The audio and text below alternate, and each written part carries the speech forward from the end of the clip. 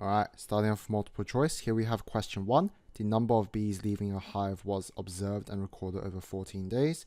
Which Pearson's correlation coefficient best describes the observations?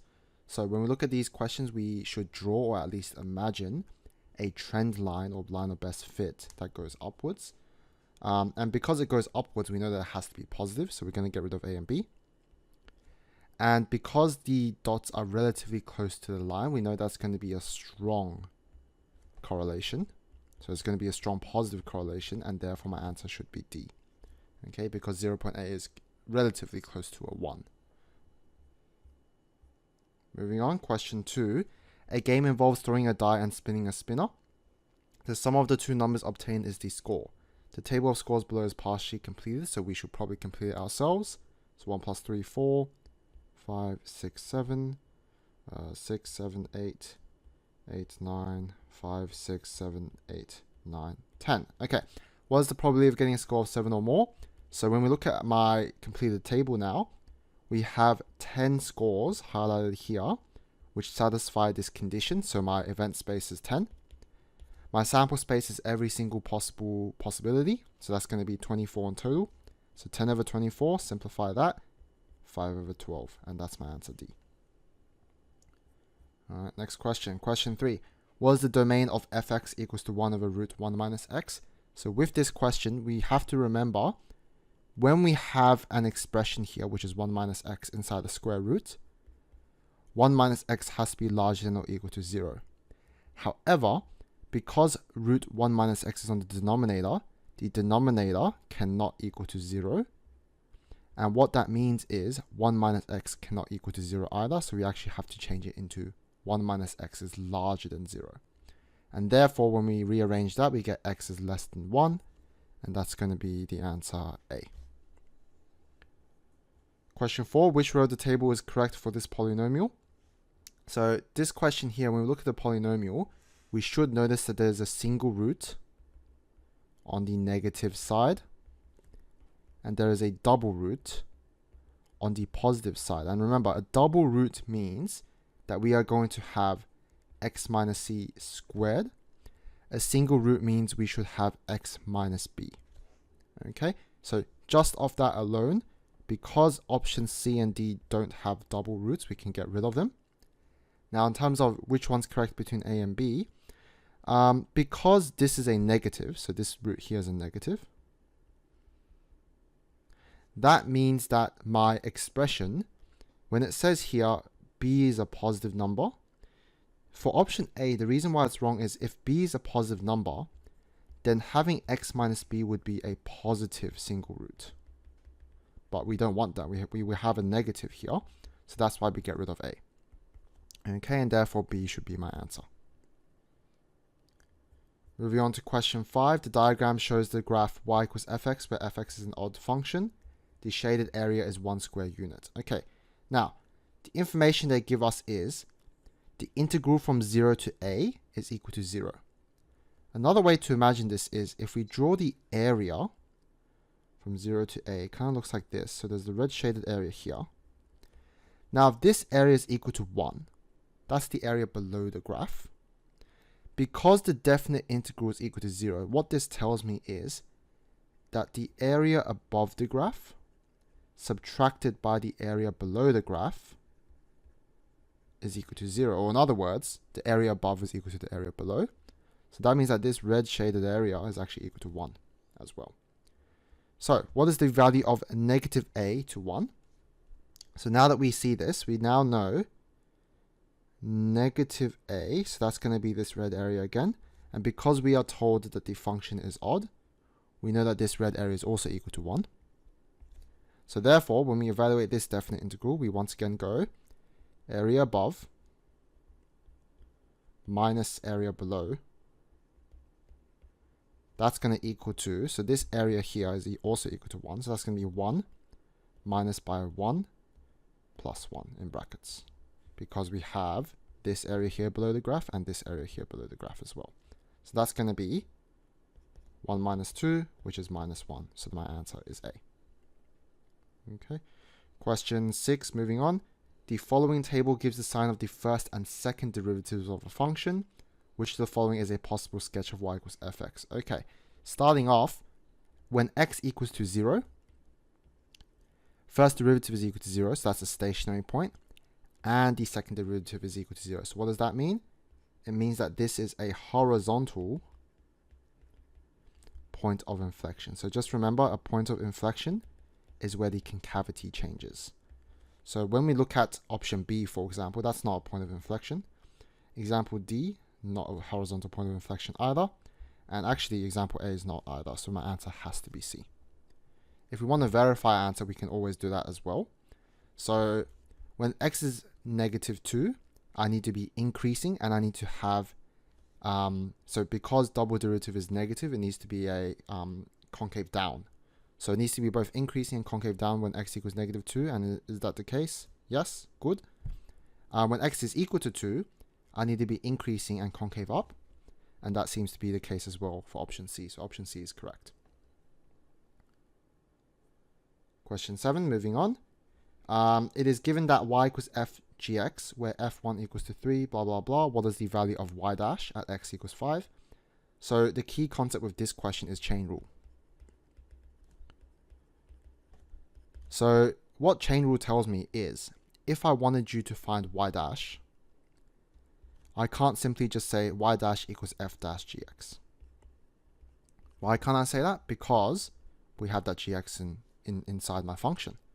So because of chain rule, I also need to multiply this by g dash x. That's the formula we need to remember. So therefore, if I want to find y dash at x equals 5, then y dash at x equals 5 is going to be equal to f dash g5 times g dash 5. And that's going to equal to, so remember g5 was equal to 1, so that's f dash 1. G dash 5 was equal to 2, so that's times 2. And since f dash 1 equals to -4, that's -4 times 2, which is -8. And my answer is A. Okay, now I'm just going to rub that out so we can make space for question 8. So question 8, what is the solution of the equation log a x cubed equals to b? So with any logarithm, x cubed here I can now say is equal to a to the power of b. And so therefore, x is equal to cube root a to the power b, or in other words, a to the power b times a third, which is a to the power of b on 3. And a to the power b on 3, that's going to be answer B. Alright, question 9. Here we have a pretty challenging question. Let fx be any function, which the following is an even function regardless of the choice of fx. So when we tackle this question, I recommend that we go through each option just to eliminate whatever is wrong. So trying out option A first, 2 times fx, this is going to be wrong. Why? Because when you double a function, all you are doing is you're changing the y values. So in other words, it's a vertical dilation of 2, which wouldn't make your graph even. So A is wrong. And just remember, the definition of even is that fx equals to f negative x. So that's the algebraic definition. The geometric or the visualization of an even function is that it's symmetrical about the y-axis or the vertical axis. Okay, so that's how we remember even functions. Now, for f of fx, so once again, using the algebraic definition, does f of fx necessarily equal to f of f negative x? And the answer is no, because we don't know whether or not fx is equal to f of negative x, so we can't say B is correct either. And option C, f of negative x squared, is that necessarily equal to f of negative x squared, or in other words, f of x all squared? Answer is no. However, when we try option D, f of x times f of negative x is equal to f of negative x times fx. Okay, just reversed in order, but same thing. So therefore, D is going to be my answer because it fits the algebraic definition of an even function. Okay. Moving on to question 10. The graph y equals x squared meets the line y equals k at the points P and Q. The length of the interval P and Q is L, so let's just label that in. Let a be a positive number. The graph y equals x squared on a squared meets the line y equals k at points S and T. So this parabola here is just a different parabola, so we can just quickly sketch that in because the question's asking us what is the length of ST. So let's first sketch in y equals to k, so that's pretty easy here. And then for the parabola, we can just sketch any random parabola as long as its double root occurs at x equals 0. So here we're going to label this S and T, and we're going to label the parabola x squared on a squared. Okay, now when we complete this question, since we are looking at the intersection points, we want to equate them. So we're going to say, okay, x squared on a squared equals to k. So x squared must equal to ka squared, which is great because now we can say x equals plus minus a square root k. However, this doesn't really do much because do we see how all our answer options are in terms of L? So because everything's in terms of L, that means we need to look back at our previous diagram and we want to find an expression for L in terms of k, because that way we can convert k's into L's and we can get an answer. So looking back here, looking at the intersection points again, x squared equals to k. So what does that mean? X equals plus minus square root k. So we know that this x coordinate here is square root k. This here is negative square root k. So what's the length of L? Therefore, L equals to 2 square root k. Because remember, L is the length. So we have to do square root k plus by square root k. Okay. Now, since L is equal to 2 square root k, substituting that back into here, we know that square root k equals to L on 2. So therefore, we can actually express plus minus a square root k as plus minus AL on 2. So now that we have this information, we know that this x coordinate here is negative AL on 2. And this one here is AL on 2. So therefore, the length of ST, so we're going to say, therefore ST equals to AL on 2 plus AL on 2. And that's equal to AL.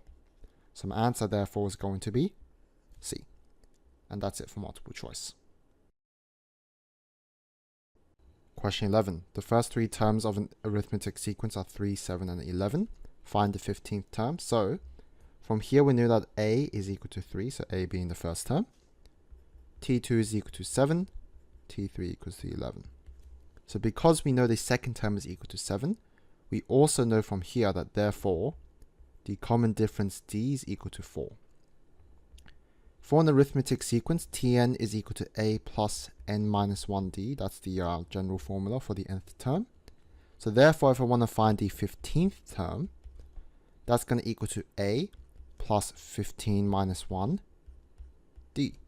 And that's equal to 3 plus 14 times by 4. That's equal to 3 plus 56. Or in other words, 59 is my answer. Moving on to question 12. The table shows the probability distribution of a discrete random variable. Show that the expected value Ex equals to 2. So, Ex, or the general formula for Ex, is sigma x times Px. So basically, we're going to multiply every x with their probability, and then we're going to add them all up together.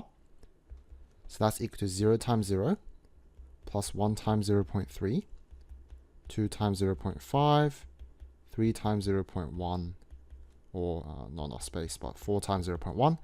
That's equal to 0, plus 0.3, plus by 1, plus 0.3 again, 0.4, and that's equal to 2. Part B, calculate the standard deviation. So there is no actual formula for standard deviation yet. We first actually have to find variance. So variance is equal to E of x squared minus by mu squared, where mu is the expected value. So in other words, this is equal to sigma x squared px minus by the expected value squared, which is minus 2 squared, because we got that from part A. Now, before we go on, just keep in mind here, what does this mean? Basically, what I'm going to be doing is I'm going to be squaring the x value. So what I mean by that is x squared is 0, 1, 4, 9, 16. And then I'm going to do the exact same thing as I did in part A, except I'm going to be doing x squared times by the probability. So what that's going to equal to is 0 times 0 again, plus 1 times 0.3, plus 4 times 0.5, because notice we're doing x squared, 9 times 0.1, 16 times 0.1, and obviously minus by 2 squared, which is minus 4. That's going to now equal to 0.3 plus by 2 plus 0.9 plus 1.6 minus by 4, and that's equal to 0.8. Now that we have variance being 0.8, we now remember the formula sigma, or in other words, standard deviation, is equal to square root variance x, and that's equal to square root 0.8. And when we put that in our calculator, since we are calculating correct to 1 decimal place, this is going to be around 0.9. So that's going to be nearest 1 dp. Okay, and that's question 12. Moving on. Here we have question 13. Let pt be a function such that dp on dt equals 3000 times e to the power of 2t. Find an expression for pt. So, since we have the derivative function, we can now find the original function by using integration. So, we're going to say pt is equal to the integral of 3000 e to the power of 2t, obviously with respect to t. And that's equal to 3000 times half e to the power 2t plus c. Be very careful here, don't forget about the half because of reverse chain rule, sorry. And from here, we need to first evaluate the value of c before we can get our answer. So we're going to say when t equals 0, p is equal to 4000. So what that means is, subbing that in, 4000 is equal to 3000 times half e to the power 0 plus c. That's equal to 3000 times by half plus c. That's equal to 1500 plus c. So what does that mean c is equal to? C is equal to 4000 minus 1500, and that's equal to 2500. But don't forget our last step, which is finally saying pt equals to 1500 e to the power 2t plus by 2500. Okay, we should definitely have that as our last line, otherwise the question looks incomplete. Moving on to question 14. Find the equation of the tangent to the curve y equals 2x plus 1 cubed at the point 0, 1. So when we look at the tangent, so that word there should be a trigger word for differentiation. So we're going to obviously do that first, dy on dx. That's equal to 3 times 2x plus 1 cubed times by 2. So don't forget here, once again, we need to remember chain rule. That's why I multiplied by 2, because the derivative of 2x plus 1 is equal to 2. That's equal to 6 times 2x plus 1. Oh, sorry, I just realized that should be a squared. So let's change that. 2x plus 1 squared. Okay, now finding the gradient at this point. So the reason why we need to find gradient is because we are asked to find the equation of the tangent. So because the tangent has a gradient, we need to find the gradient at this specific point. So let's say finding gradient at point 0, 1. At point 0, 1, x is equal to 0. So we're going to say m for gradient is equal to 6, 2 times 0 plus 1 squared, which is just equal to 6. So the gradient at this point is equal to 6. So now we can use point gradient formula to find the equation of the line. Use point gradient formula. So what was the point gradient formula again? It was, let's write this in blue, y minus y1 equals to m times x minus x1. So this is helpful when we know the gradient and we know the point that the line cuts through. So in this case here, the point that the line cuts through is going to be 0, 1. So subbing that in now, we have y minus 1 equals 6 times x minus 0. Or in other words, y minus 1 equals to 6x. Or finally, y is equal to 6x plus 1. So that's going to be my final answer. Okay, question 15. This is a financial maths question. A table of future value interest factors for an annuity of $1 is shown. Mickey wants to save $450,000 over the next 10 years, and the interest rate that he's using is 6% per annum, compounded annually.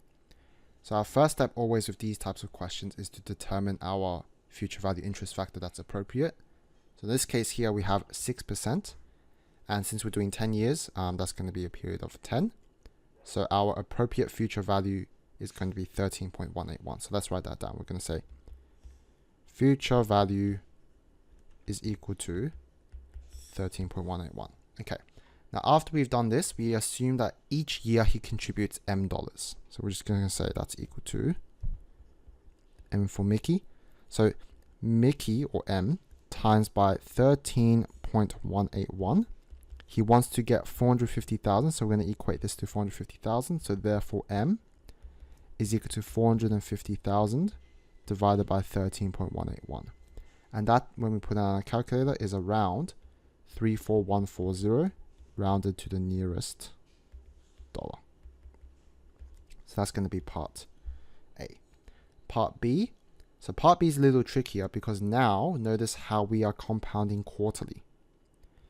We're still doing 6%, but because we compound quarterly, our rate and our number of periods both change. So we have to be very careful here. Our rate is no longer 6%. It's 6% divided by 4, which is 1.5%. And our number of periods is 10 times 4, which is equal to 40. So from here, I can now say, using let's use a green highlighter, 1.5%, 40. My new future factor is going to be, or future value, is going to be 54.268. So I'm going to write that down. FV equals to 54.268. And therefore, since I'm contributing 8535 every quarter, multiply by 54.268, and that is equal to $463,177.38. Okay, and that's it for part B, and that's it for question 15. Question 16. Okay, now for this question here, we are asked to find the perimeter of the shape. Overall, it's good to start off with a plan so that way we kind of know what direction we're heading in. So let's first start with that. Perimeter. I'm going to first calculate the rectangle area, so the normal rectangle ABCD, what perimeter that is, sorry, not area. So ABCD perimeter. Then I'm going to subtract by the length of PQ, because that's not included in my perimeter anymore, so I'm going to have to subtract that. But then I have to add back in the arc length PQ. So the arc length PQ is going to be this guy. So that's going to be plus arc PQ. Okay, so now all we need to do is we just need to calculate each individual component, combine them together in the end, and we have our answer. So let's start with arc length PQ. This is equal to r theta. Now, with this formula though, we have to be careful. Theta must be in radians. So because in this case it's in degrees, not good, we have to say theta equals to 110 on 180 times pi, which is 11 pi on 18. Okay, now we can use the formula. So we're going to say arc length is equal to 2.1 times 11 pi on 18, which when we put in our calculator is around 4.032. Now notice here, the answer wants me to, or the question wants me to give my answer correct to one decimal place. So just to be safe, in my working out, I need to give my calculations approximately to 3 decimal places. Okay, so that's why I do 4.032. After this, we're now going to find the length of PQ. Now, how are we going to find the length of PQ? There's a triangle there, so that should hint towards us using cosine rule. So cosine rule, I write this in blue if we remember. It was a squared equals b squared plus c squared minus 2bc cosine theta. Okay, we're going to use that in this case because PQ is just basically a. Okay, so we're going to say length PQ equals 2.1 squared plus 2.1 squared minus 2 times 2.1 times 2.1 times cosine 110 degrees. Okay, and since we don't want to deal with the square, so it's because we're just finding PQ, not PQ squared, we should square root the whole thing. So let's put that in like that. And when we put that in our calculator, we get around 3.44. And finally, our perimeter of the rectangle, if it was just normal, ABCD, that would have been 2 times 8 plus 3.6, which is equal to 2 times 11.6, 23.2. So our final answer for our perimeter, combining everything together, that's equal to 23.2 minus by 3.44 plus by, 4.032. And that is around equal to 23.8 meters, rounded to the nearest 1 decimal place. And that's our final answer. Question 17. Here we have an integration question where we are required to basically use substitution. So the first thing we're going to actually do is we're going to convert the square root into an indices. So it's going to be x times x squared plus 1 to the power of half dx. So when I say substitution, what we're going to say is we're going to say let u equal to x squared plus 1. Therefore, du on dx, which is the derivative, is equal to 2x. So dx equals to du on 2x. So now we have an expression for dx. So looking back at my original, now it's going to become x times by u to the power of half times by du on 2x. Note here how we have substituted out dx for du on 2x, and we have changed x squared plus 1 into u. Now after this, because the x's cancel out on the top and bottom, it becomes integral of half u to the power of half du. That's equal to half times u to the power 3 on 2 over 3 on 2 plus c. That's equal to half times 2 on 3 u to the power 3 on 2 plus c. And that's equal to a third x squared plus 1 to the power 3 on 2 plus by c. And that's it for question 17. Moving on to question 18. Here we have a data question where we talk about a university that uses gas to heat its buildings. Now the information they give us is, when the temperature is 0 degrees Celsius, the daily gas usage is 236 megawatts. Now, the 10 temperatures measured were 0, 0, 0, blah, blah, blah. And the total gas usage over these 10 days was 1840 megawatts. Now, part A. Using the information provided, plot the point x average and y average along with the y-intercept of the least squares regression line on the grid. Now, the easiest point to plot, and therefore our starting point here, is actually the y-intercept. So if we think about the y-intercept, when the temperature is 0 degrees, the daily gas usage is 236. So looking down here, the x-axis is the temperature. So when the temperature is 0, the daily gas usage, which is my y-axis, is 236. So that's going to be up here. So that's actually my y-intercept that I've just plotted in. Now, in terms of finding the average of x, that's the average of the temperatures. So what we're going to be doing is we are going to be adding every single temperature over the 10 days, like this, divided by 10, and that should get us 5. And in terms of the average gas usage, that's 1840 divided by 10 days to get 184. So therefore the second point I need to plot down is x coordinate 5, y coordinate 184. So that's going to be 5 down here, 184 is around here. So that's your 2 points, okay? And that's it for part A.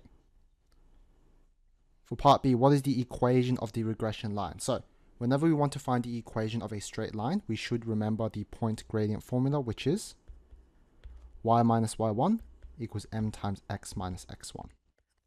Now m, to find m, we consider rise over run. My 2 points previously, as shown here, were 5 and 184, as well as 0 and 236. So that's going to be 184 minus 236 over 5 minus 0, which is minus 10.4 when we put that into our calculator. So therefore, when I now calculate the equation is going to be y minus 236 equals to minus 10.4 x minus by 0. Notice here that we are using the y-intercept as my point. We can also use the other point. The answer will be the same. Doesn't matter which point you use. But either way, y minus 236 equals to negative 10.4x. So therefore y is equal to 236 minus 10.4x when I move that over. And that's it for part B. For part C, in the context of the dataset, identify one problem when using the regression line. Well, when we imagine the regression line, so we'll use this in, we'll draw this in green pen. Imagining this in our heads, notice here how the regression line eventually goes negative. But what's the problem with going negative? It is impossible to have a negative gas usage. That does not make sense. So therefore, for part C, our answer is going to say, the reason why there's a problem is that we can't get a negative y value because gas usage cannot be negative, and that's it. And since it's only 1 mark, you would not be expected to say much else. Okay, so that's it for question 18. Moving on to question 19. Sketch the graphs of the function fx equals x minus 1. So starting off with the straight line, that's going to have an x-intercept of 1 and a y-intercept of minus 1. So drawing a line that goes through both points, straight as possible like this, that's going to be fx. So drawing an arrow, fx. Gx is a parabola with x-intercepts 1 and minus 3. So let's plot that in. Minus 3 and 1. And notice here that it's a concave down because we have a negative in front of the x squared. So concave down parabola is going to look something like, hopefully I can draw this not bad, like this. Okay, and that's it. Now actually, to fix this graph up, let's redraw that one more time. The reason why I want to redraw it is because the vertex should occur halfway between the two intercepts. So realistically, it should actually look like this. That's better. Try that one more time. That's better. Okay, and that's it for GX. So as long as in the exam you get the intercepts correct, you get the vertex correct, that should be it. Okay, you wouldn't be really expected to do much else. Part B, hence or otherwise solve the inequality x minus 1 is less than this. So in this case, we can use algebra. That is possible. But because we've already drawn the graphs, we can actually cheat a little bit. Well, it's not cheating, but we can do it a bit quicker by looking at the intersection points. So my two graphs intersect roughly when x equals minus 4. And they definitely intersect when x is equal to minus 1. So in other words, when I look at the graph, looking at graph, my intersection points occur at x equals minus 4 or x equals to 1. So hence, when I think about it, when is my straight line underneath my parabola? That's going to be this region here. So in other words, the domain of the green region is going to be minus 4 less than x less than 1. And in brackets, we can say from part A, because that's where the graph is. Okay, and that's it for part B, and that's it for question 19. Question 20. Here we are asked to find all the values of theta such that sine theta minus 60 degrees is equal to negative square root 3 on 2. Now before we start solving this question, we should notice the domain. So the domain is theta is between 0 and 360. However, since in this case theta minus 60 degrees is inside my bracket, we have to change the domain for that into theta minus 60 is between negative 60 degrees and 300 degrees. In other words, another way we can visualize this is let u equal to theta minus 60 degrees, where u is between 300 and negative 60 degrees. So now that we have that, we can now say sine u equals to negative square root 3 on 2. And if I was to solve this, I would say therefore u is equal to negative 60 degrees, because that's in the fourth quadrant, or 180 plus 60 degrees for a third quadrant angle, or once again for a fourth quadrant angle, 360 degrees minus 60 degrees. And that's equal to negative 60 or 240 or 300 degrees. So remember, by the way, as revision, all stations to central means that the sine function is negative only in the third and the fourth quadrant. So that's why we only considered the third and fourth quadrant. So therefore, theta minus 60 degrees equals to negative 60, 240, and 300. And now moving the 60 over to the other side, theta is therefore equal to 0, 300 degrees, or 360 degrees. So there are actually 3 solutions to this question, and that's what makes it quite tricky. Okay, and that's it for question 20. Moving on, question 21. So here we have a sequences and series question. With any sequence and series questions, we need to make sure we are writing stuff down as we read it. So when I read the first line, the fourth term of a geometric sequence is 48. T4 equals to 48 is what I'm going to write down. The 8th term is 3 on 16, so what am I going to say? T8 equals 3 on 16. Now, finding the possible values of the common ratio and the corresponding first terms. We know that for a geometric sequence, the nth term, Tn, is always given as a times r to the power of n minus 1.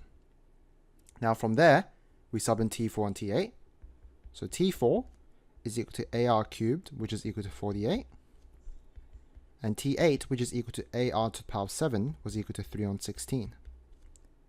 So now, therefore, considering T8 over T4, that's equal to AR to the power of 7 over AR cubed. And that's 3 on 16 divided by 48. Now, this is therefore going to equal to r to the power of 4, which is equal to 1 over 256 when we put that in our calculator. So therefore, I can say r is equal to plus minus a quarter. Now, therefore, there are 2 solutions that we right now have for r, which is our common ratio. So we need to make sure we find 2 different solutions for a, which is our first term. So that's what a stands for, the first term. So when r is equal to a quarter, let's do that first, and we'll just split it down here like this. When r is equal to a quarter, a times by a quarter cubed was equal to 48. So this was the 4th term. So a times by 1 over 64 equals to 48. And therefore a is equal to 3072 when r is equal to a quarter. When r is equal to negative a quarter, a times negative a quarter cubed is equal to 48. A times negative 1 over 64 equals to 48. And therefore a is equal to minus 3072. And that's it for this question as well. Moving on to question 22. In the rectangular prism shown, we have these dimensions. We are asked to find angle AEM to the nearest degree. So, when we consider angle AEM, we also need to consider the triangle AME. So the triangle here has A to M, down to E, like this, and it's a right angle triangle. So we know the dimensions of AE is 8. However, we don't know the dimensions of M. So to find out what AM is, I need to be using Pythagoras theorem.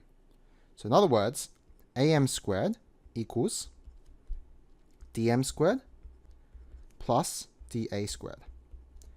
DM squared, so DM is equal to 6 divided by 2, which is equal to 3. So that's going to be 3 squared plus 7 squared.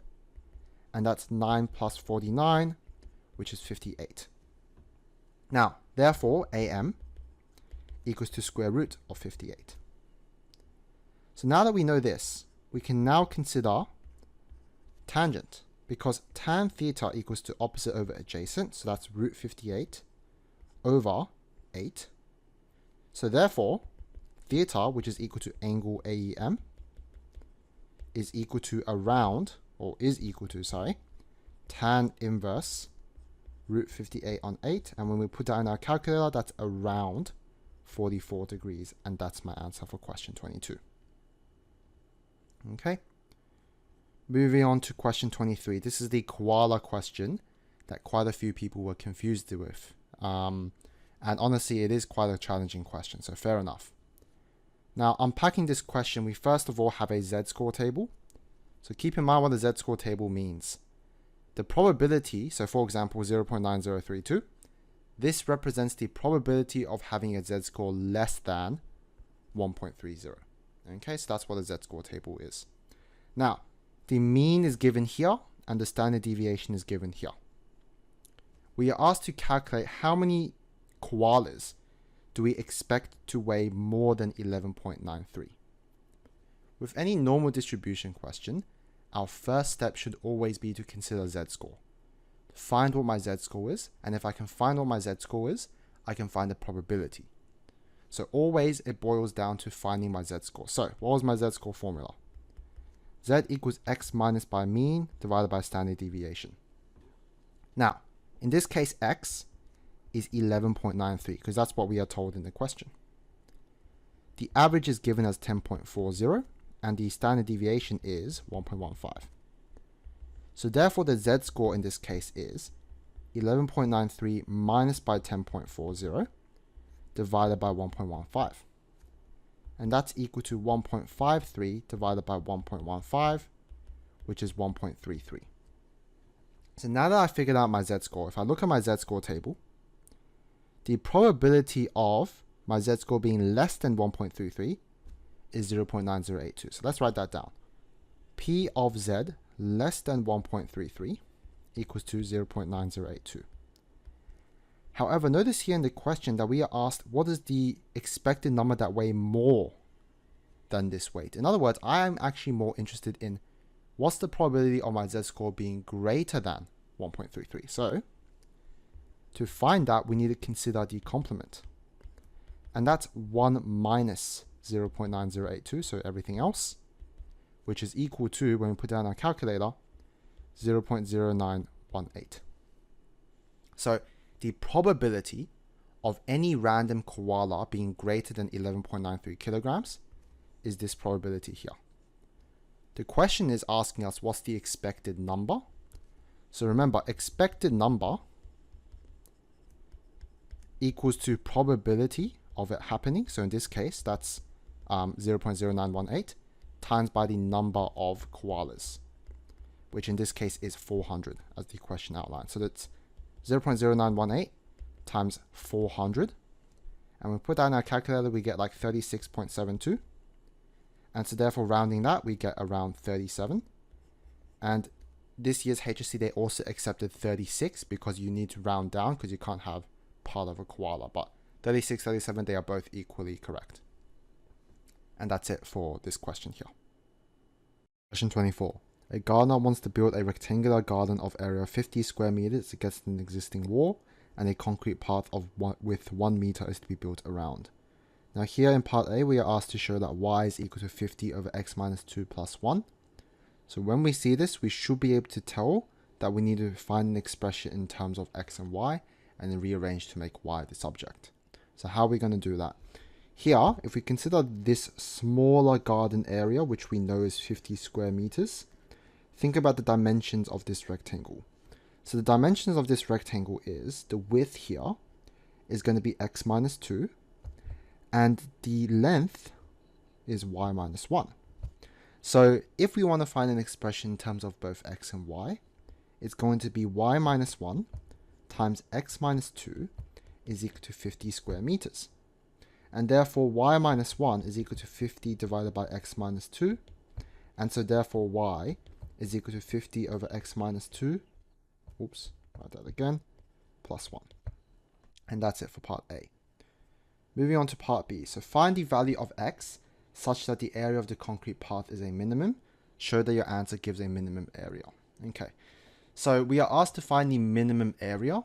However, we don't have an area formula yet. So with questions like these, we definitely have to consider differentiation because we're trying to find minimum point. But before we even consider that, we first have to actually find the area formula. So let's say area that we want to find. So area of concrete path. Let that be equal to A.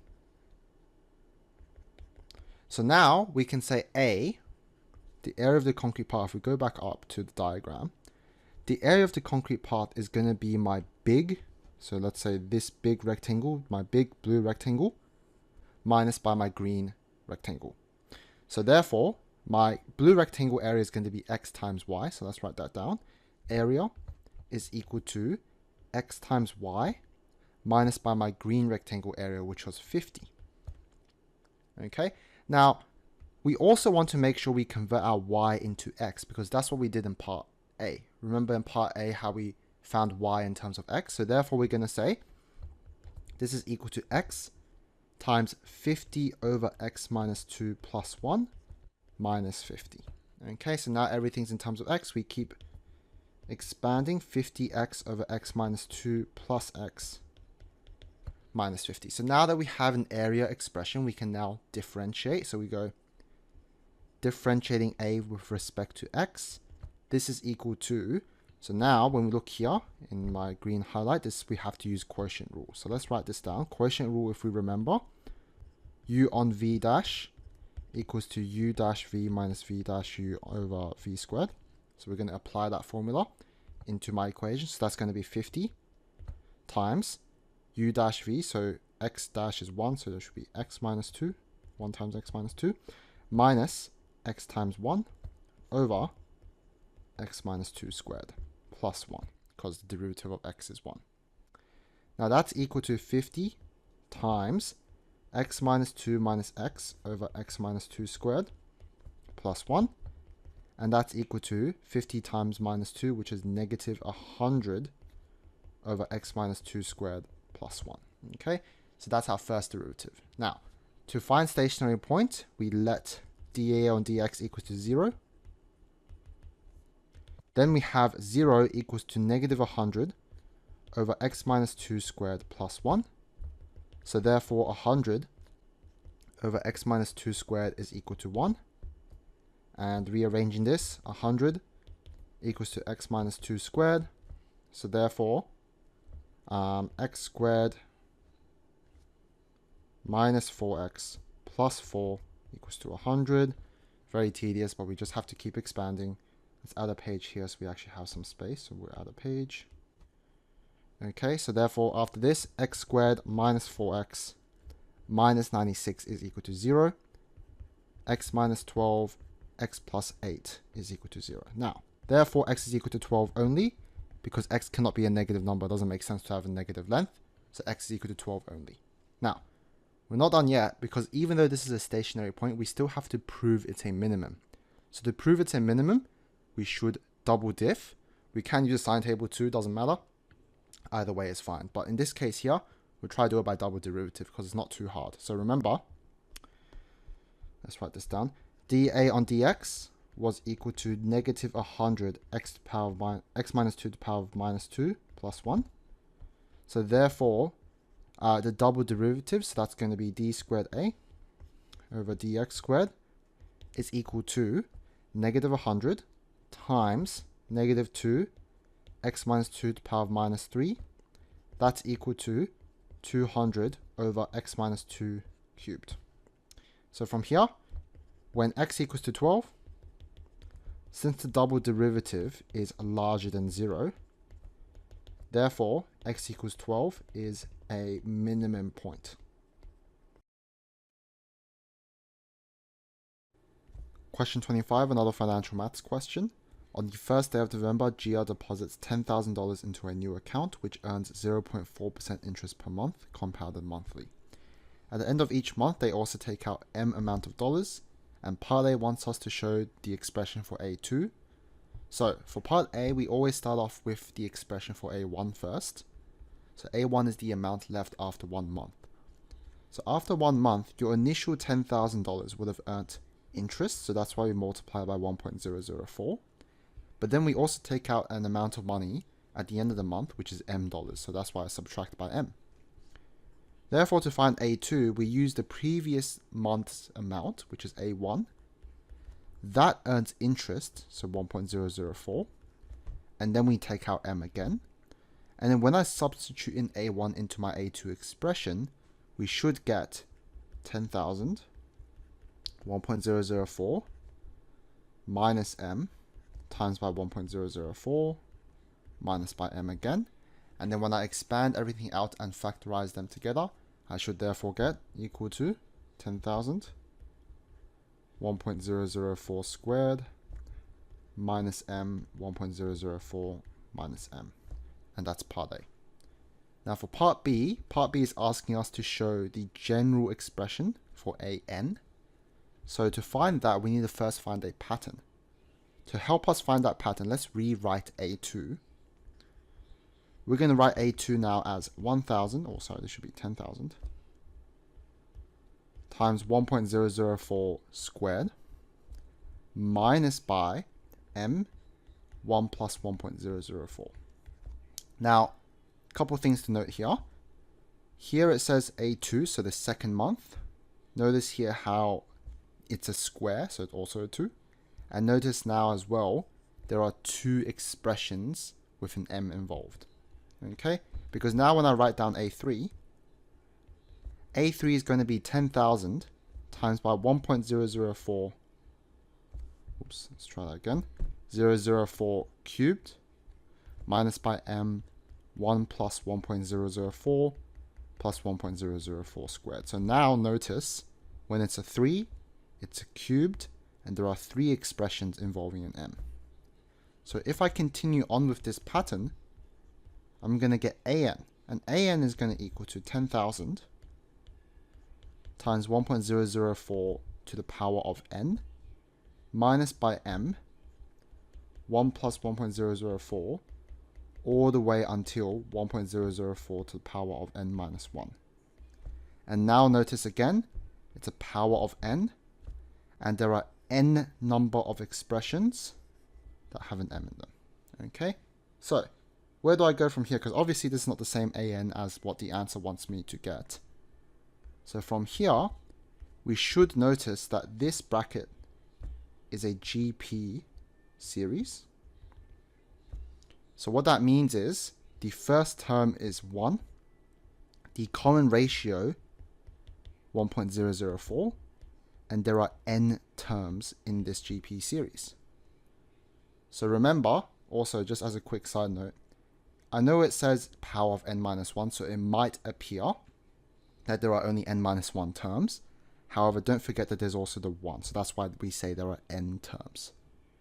From here, we can apply the GP series formula. So if we recall the GP series formula, Sn is equal to a times r to the power of n minus 1 over r minus 1.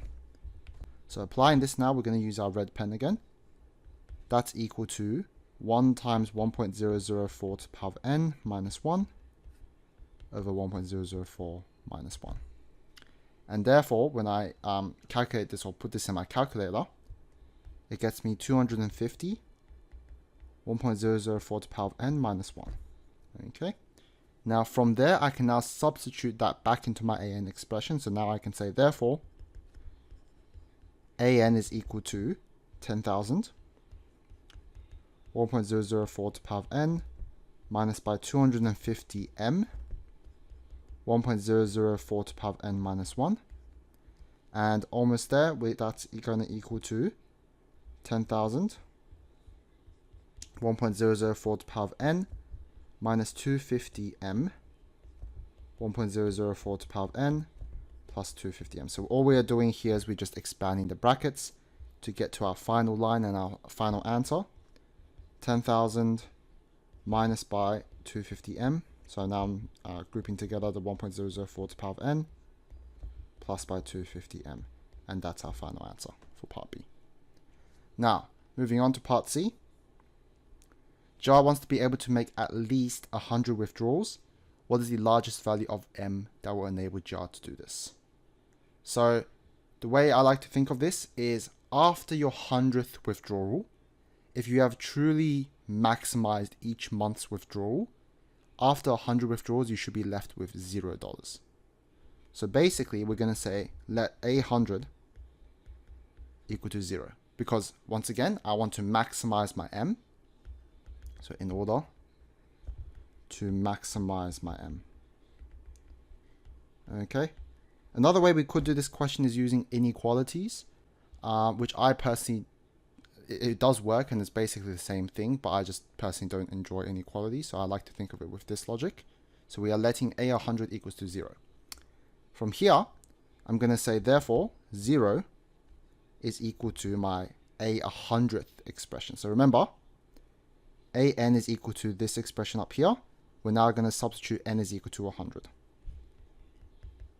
and that's going to equal to 10,000 minus 250m, 1.004 to the power of 100 plus 250m.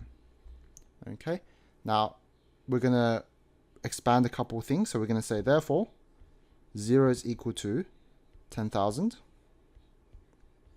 1.004 to the power of 100 minus 250m. Remember, our goal here is we want to try and make m the subject, which is why I'm expanding. Because now what I can do is I can move all my expressions with m to the other side. So now it becomes 250m positive, 1.004 to the power of 100 minus 250m equals to 10,000, 1.004 to the power of 100. And then I group out m, or I factorize out m. And then I get this expression here, which, yep, I'm not bothered to say, and that should be 10,000. Okay, now from here I can finally make m by itself. So we are almost there. Almost there. And that's 250 over 1.004 to the power of 100 minus 250. Okay, and then when you put that in our calculator, that's going to be around 121.527. And now this is one final trick which I must explain. So with this final trick, we must remember to round down our answer. I know here it says 527, but we have to round down our answer here, because let's say we round up and let's say our answer is 121.53. What's the problem with this? The problem with this is that this value is slightly over our maximum. So what that will mean is if I really do withdraw this value at the end of every month, after 100 withdrawals, the amount left will actually be less than 0. It will be like a couple cents less, but it'll still be less than 0. And the problem with that is, that means we don't actually have enough to last 100 withdrawals. So we have to round down here. We have to make sure it's a 121.52. Okay, so our final answer actually is, m is 121.52. And that's it. Question 26. Here we have a camera that films the motion of a swing in a park. Let xt be the horizontal distance, and the seat is released from rest at a horizontal distance of 11.2 meters. Now part A, they give us the derivative function dx on dt, and this is equal to negative 1.5 pi times by sine 5 pi on 4t. And we are asked to find the original expression xt, so this means that we need to integrate my derivative function. So what am I going to do for my first line? I'm going to say xt is equal to the integral of negative 1.5 pi sine 5 pi on 4t, integrating with respect to t.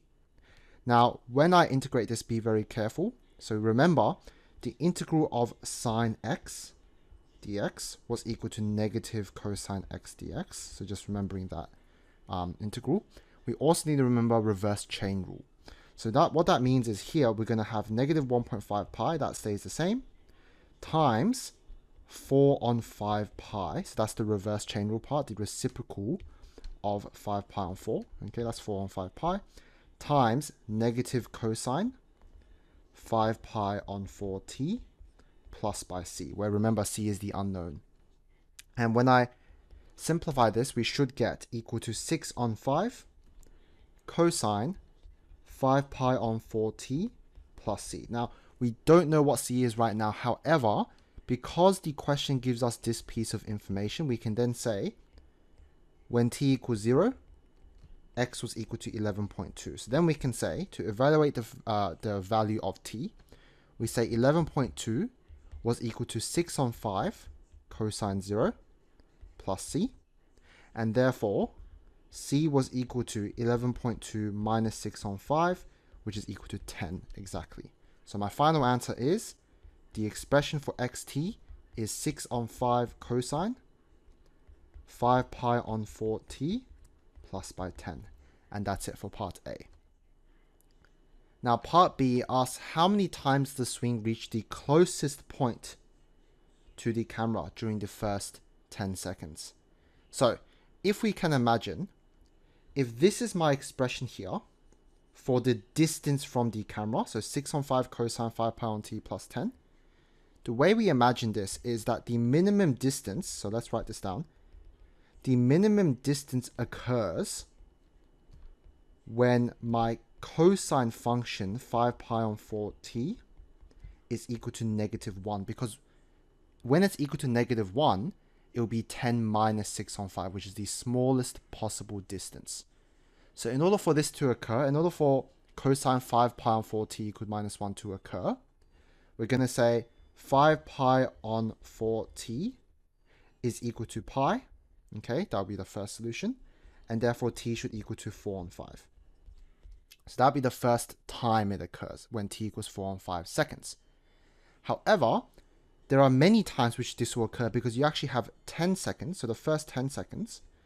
So what we need to figure out next is the period of my function, because then if I can figure out the period of my function, I can find out how many times I'm going to get cosine 5 pi on 4t to equal to -1 within the first 10 seconds. So to do that, let's find the period. My period, remember, was equal to 2 pi on n, and n in this case is 5 pi on 4. So we're going to write that down, 2 pi over 5 pi on 4. That's equal to 2 times 4 on 5, which is equal to 8 on 5, which is equal to 1.6. So therefore, we know that when t equals to 0.8, that's one of my solutions. That's the first one we found. 1.6 seconds after that, cosine 5 pi on 4t was equal to -1 again. So that's going to be 2.4. 1.6 seconds after this is going to be 4. And then 5.6, 7.2, 8.8. Now after 8.8, when we do 8.8 plus 1.6, that's equal to 10.4. That's after the first 10 seconds, so that's no longer counted as a solution.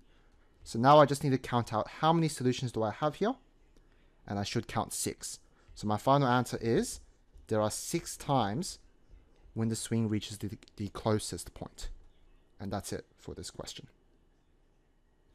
Question 27. So this is quite a challenging problem. We are given the graph of fx, which is an absolute value curve, and it passes through the 3 points shown in the diagram, and part A wants us to find the values of A, B, and C.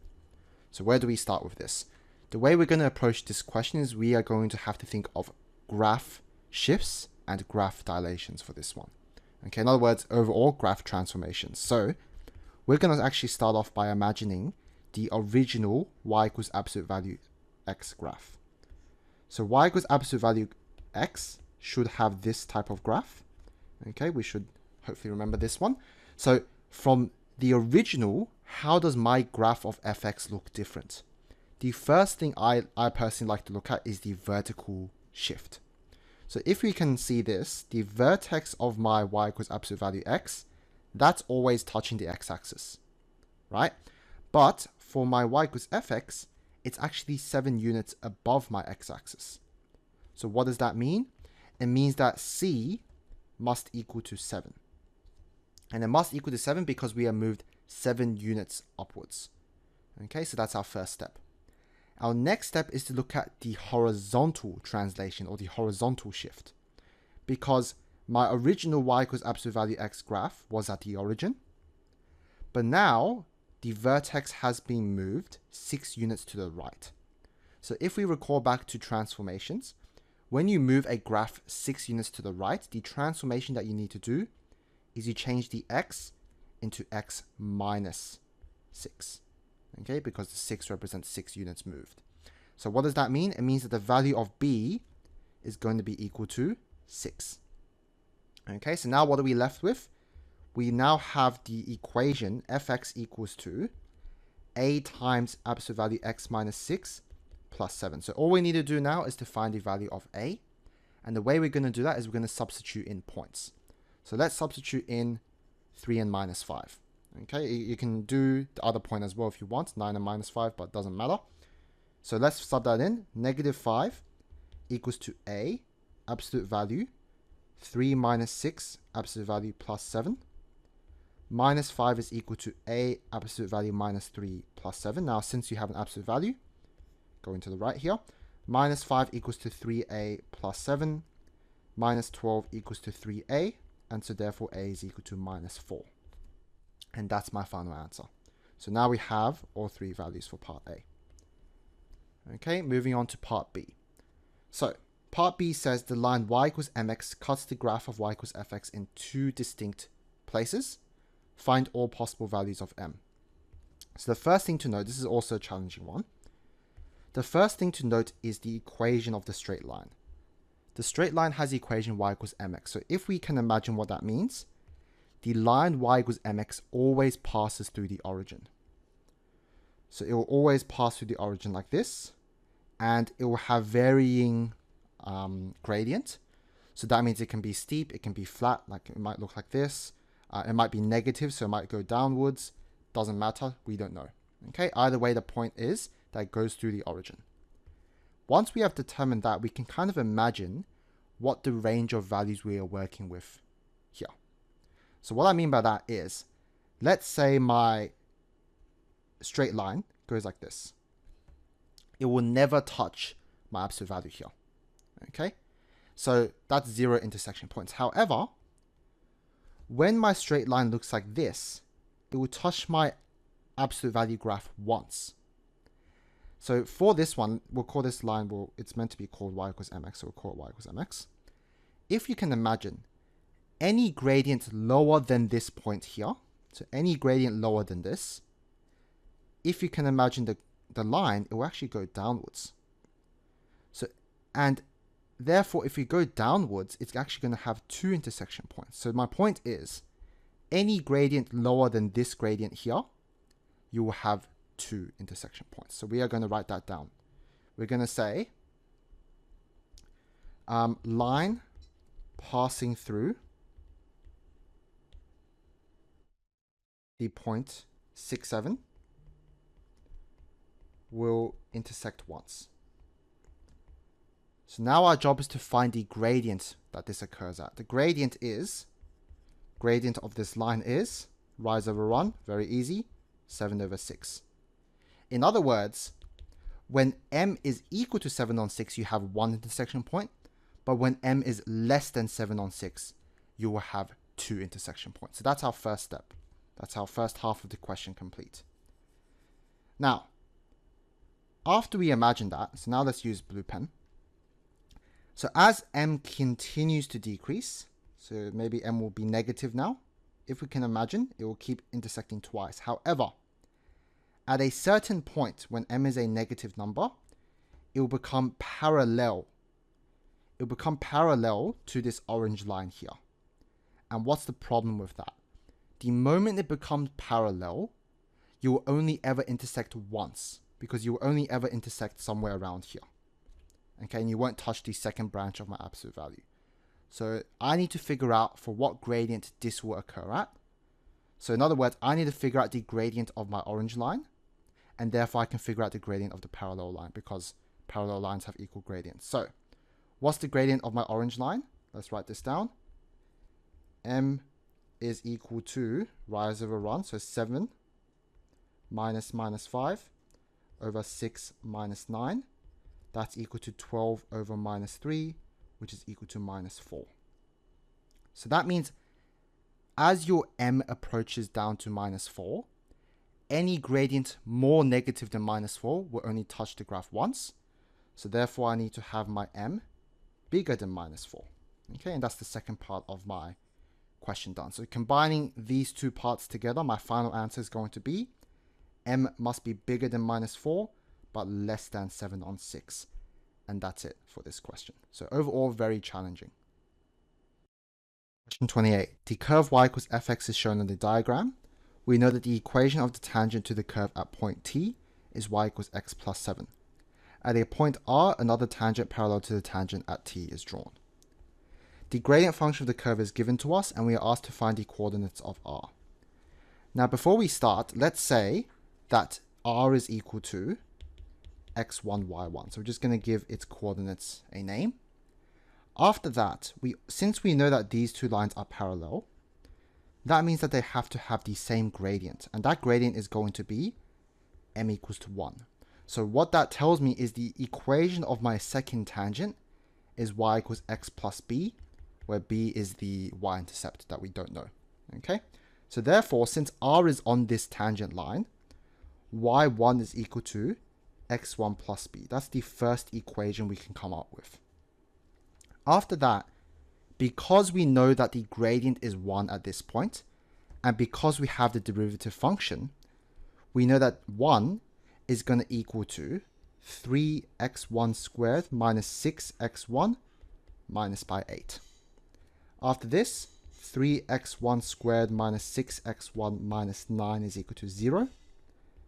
3 bracket x1 squared minus 2x1 minus 3 is equal to 0. And factorizing that, x1 minus 3, x1 plus 1, all of that's equal to 0. And therefore, x1 is either equal to 3 or it's equal to negative 1. However, because we know that x1, or the point R, is on the right side of the x-axis, therefore it has to be a positive value, so x1 can only be 3. Okay, it can't be negative. Now, after we've determined that, we now need to find the equation of y. The reason is that we know the x value of r now, so that's going to be 3 and y1, but we don't know the y coordinate. And the only way we're going to get that is by finding the equation of this curved line, this guy here. Okay, and the way we're going to do that is through integration. So, looking back at my derivative function, 3x squared minus 6x minus 8, we are now going to integrate that. So let's add a page so we can have some space to do this. Okay, so we are going to integrate this now. We're going to say integral of 3x squared, sorry. Well, let's go back. Minus 6x minus 8 dx. That's going to equal to 3 times x cubed on 3 minus 6 times x squared on 2 minus by 8x plus c. And that's equal to x cubed minus 3x squared minus 8x plus c. So that's my original equation y. Now we also need to find the value of c. And how are we going to do that? We're going to do that by looking at this given point t. So t is given as negative 1, 6. So going back down, that means that when x is equal to minus 1, y is equal to 6. So putting that in, 6 equals minus 1 cubed minus 3 times minus 1 squared minus 8 times minus 1 plus c. 6 is equal to minus 1 minus 3 plus 8 plus c. So therefore c is equal to 2. So now we have the final equation for my curved line, which is this guy here. And so therefore when x equals to 3, determining the y coordinate, y is equal to 3 cubed minus 3 times 3 squared minus 8 times 3 plus 2. And when I put that in my calculator, that's equal to minus 22. So my final answer is going to be that r is the point 3 and minus 22. And that's it for this question. Question 29. Here we are given a probability density function, or PDF for short. And in part A, we are asked to find the mode of the PDF. Now remember, the mode is the maximum point of my PDF. And in this case here, it will most likely be my maximum turning point. So to find the maximum turning point, before I start differentiating actually, I'm first going to write out fx in expanded form. The reason why I want to do this is because now it's a lot easier to differentiate. Because now when I say f dash x, this is very simply equal to 24x minus by 36x squared. And making this equal to 0 to find the stationary point, I'm going to solve for x now. So factorizing out 12x, I get 2 minus by 3x times 12x equals to 0. And therefore x equals to 0, or x is equal to 2 on 3. Now, to determine whether or not that's a maximum TP, we need to do this. I consider the double derivative, and that's equal to 24 minus by 72x. Now, when x equals to 2 on 3, if we sub that into our calculator, we should get f double dash 2 on 3 is less than 0. So therefore, we know x equals to 2 on 3 is a maximum turning point. And therefore, x equals 2 on 3 is a mode, because there are no other turning points to consider in this case. Okay, and that's it for part A. Part B, find the cumulative distribution function for the given probability density function. So if we recall, the cumulative distribution function, is the integrated form of the PDF. In other words, to find the CDF, we are going to integrate my original PDF, which was 12x squared 1 minus x. But for the bounds, we're going to put the lower bound, and for the upper bound, we're actually going to put the variable x. The reason is the CDF is still an expression or still a function. So you don't want constants, you want a variable as the top bound. So therefore, integrating this now properly, this is equal to integral of 0x, expanding it out, 12x squared minus by 12x cubed dx, equal to 12 times x cubed on 3 minus 12 times x to the power 4 on 4, with bounds of x and 0. That's equal to 4x cubed minus 3x to the power 4 minus by 0, which we can just cancel out. And that's my CDF, or my cumulative distribution function expression. Moving on to part C. Without calculating the median, show that the mode is greater than the mean, or the median, sorry. So, letting x equal to 2 on 3, remember this was the mode. We sub this into my CDF, because that was the point of doing part B. Okay, so we can sub it easily into CDF, because now when I do capital F 2 on 3, that's equal to 4 times 2 on 3 cubed minus 3 times 2 on 3 to the power of 4. When we put that in our calculator, that's equal to 16 on 27. And this here, since 16 on 27 is greater than half, then that means my mode value is greater than the median value. Because my median value would equal to half, and here, since my mode value is bigger than half, then that means that the mode is greater than the median. Okay, and that's it for part C, and that's it for this question. All right, question 30. So here we are given a function fx, and in part A, we are asked to find the coordinates of the stationary points. Now, before we start here, we should notice that fx is a product of two functions. So for this one, we're going to need to consider the product rule. So uv dash equals to u dash v plus v dash u. Okay, so that's the product rule. So applying that to this question here, the u in this case is e to the power minus x, and the v is sine x. So u dash is equal to negative e to the power minus x, and v dash equals to cosine x. So knowing this, we should now say f dash x equals to u dash v plus v dash u. And from here, we simplify out, or factorize out, sorry, e to the power minus x, we get cos x minus sine x. So now if I want to find the stationary points, I need to make f dash x equal to 0. So in other words, e to the power minus x cos x minus sine x is equal to 0. Therefore, cos x must equal to sine x. Dividing both sides by cos x, I get tan x is equal to 1. Okay, and if I want to solve tan x equals to 1 for this domain outlined here, so x between 0 and 2 pi, I say therefore x is equal to pi on 4, or the third quadrant angle, 5 pi on 4. Okay, so first and third quadrant solutions. Now, it also asks here, so make sure we don't forget this part. It asks for a coordinate, so we actually need the y value as well, not just the x value. So when x is equal to pi on 4, the y value, f pi on 4, is equal to 0.322. And moreover, when x is equal to 5 pi on 4, the y value 5 pi on 4 f is negative 0.014. So therefore, my final answer, my two stationary points, are pi on 4, 0.322, and 5 pi on 4, negative 0.014. We are not asked to find the nature, so we don't need to do that. Okay, and that's it for part A. Moving on to part B. Okay, without using any further calculus, sketch the graph of y equals to fx. So for this question, we should first plot in the intercepts. So remember that the function here was fx equals to e to the power minus x sine x.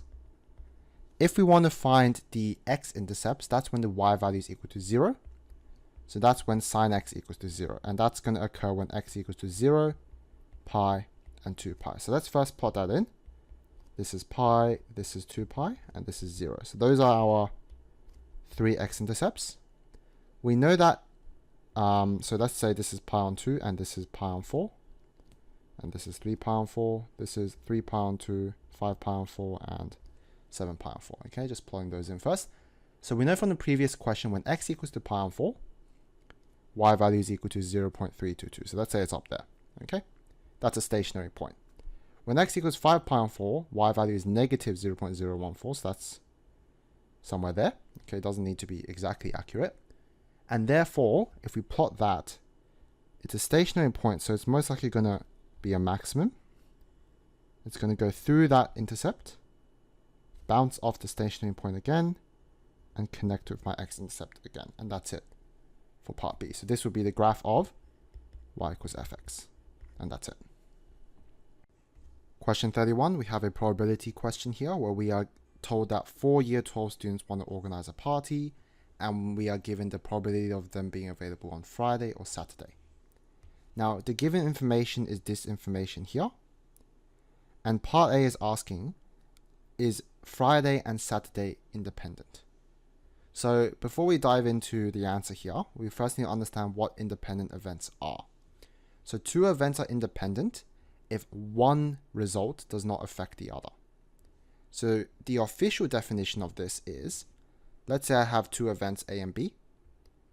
If probability of event A occurring is equal to the probability of event A occurring given the result of event B, then these 2 events are considered independent. So the idea behind this is, even if I know the result of event B, it should not affect my result of event A, as long as you are independent. So that's why this is the official definition. And the example I'll give is, let's say I flip a coin, and that's event A. And let's say I roll a dice, and that's event B. So when I flip a coin, the probability of me getting a heads is half. Now let's say my friend John comes over to me and tells me, okay, I rolled a dice and I got 6. My probability of me flipping a heads after this information is still half. It doesn't change. So in other words, the probability of me flipping a heads is equal to the probability of me flipping a heads given the result of my dice roll. So because that's satisfied, that is independent. So that means my coin flip and my dice roll are 2 independent events. So applying this logic now into my question, the probability of being available on Friday is 3 on 10. And the probability of being available on Friday given Saturday is 1 on 8. But here's the problem. 3 on 10 is not equal to 1 on 8. So therefore, because P of F is not equal to P of F given S, you therefore do not have independent events. And that's it for part A. Now part B showed that the probability that Kim is available next Saturday is 4 on 5. So unpacking the question here, we need to apply the conditional probability formula. So the probability of, this is on your reference sheets, A given B, oh sorry, that should be given. Probability of A given B is equal to probability of A and B over probability of B. So applying that to this situation, the probability of Saturday given Friday is equal to the probability of Saturday and Friday divided by the probability of Friday, and that's equal to 1/3 is what the question tells us. The probability of Friday given Saturday is the probability of Saturday and Friday, or Friday and Saturday, same thing, divided by the probability of Saturday, and that's equal to 1 on 8 is what the question gives us.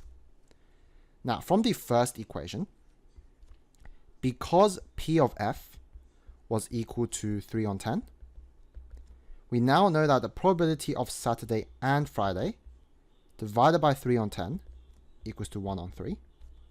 So therefore, the probability of Saturday and Friday is 1 on 3 times 3 on 10, which is 1/10. Substituting this now into the second equation, since the probability of Saturday and Friday is 1 on 10, we can now say 1 over 10 divided by the probability of Saturday is 1 on 8. So therefore the probability of Saturday is going to be 1 on 10 divided by 1 on 8, which is 8 on 10, which is 4 on 5. And that's it for part B. For part C, was the probability that at least one of the students is not available next Saturday? We are asked to find the probability of at least one not available next Saturday. Now this is the same thing. So if we consider complementary probability, this is the same thing as 1 minus the probability of everyone being available next Saturday. And we know that the probability of any individual person being available next Saturday is 4 on 5. That's what we found in part B. So therefore, if we have 4 people and you want all of them to be available next Saturday, that's going to be 4 on 5 to the power of 4. So 1 minus 4 on 5 to the power of 4, when we put this in our calculator, is 369 over 625. And that's it for question 31. Question 32, here we have an integration question where we are given 2 functions and we are asked to basically find the area which is shaded in my graph, or in other words, the area bounded between the 2 curves. So, whenever we deal with area between the 2 curves, remember the formula area is equal to bounds of a to b, fx, which is my upper curve, minus by gx, which is my lower curve. So in this case here, the upper curve will be y equals e to the power minus 2x, because that's on top.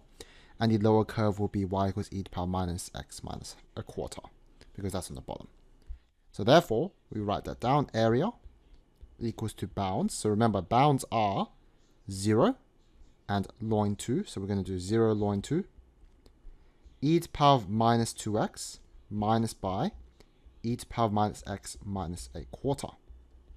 As we said before, fx minus gx.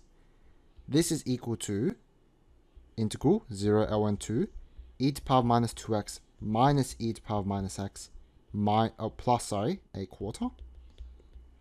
And integrating this now, we get negative half e to the power minus 2x plus e to the power minus x plus a quarter x with upper bound ln 2 and lower bound 0. From there, when we sub it in, negative half e to the power of negative 2 ln 2 plus e to the power of negative ln 2 plus a quarter ln 2. All of this minus by minus half e to the power 0 plus e to the power 0 plus 0. Now from here, we're going to use log laws.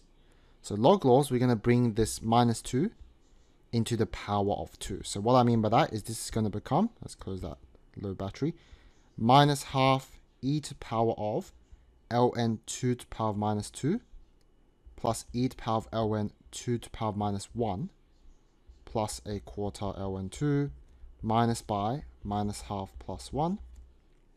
Keep going. So the next log law is e to the power of ln 2 to the power of minus 2 simplifies into minus 2 purely. So this is going to become negative half times by 2 to the power of minus 2 plus 2 to the power of minus 1 plus a quarter ln 2 plus half minus 1. And let's keep going down this page. I know we're running out of space here.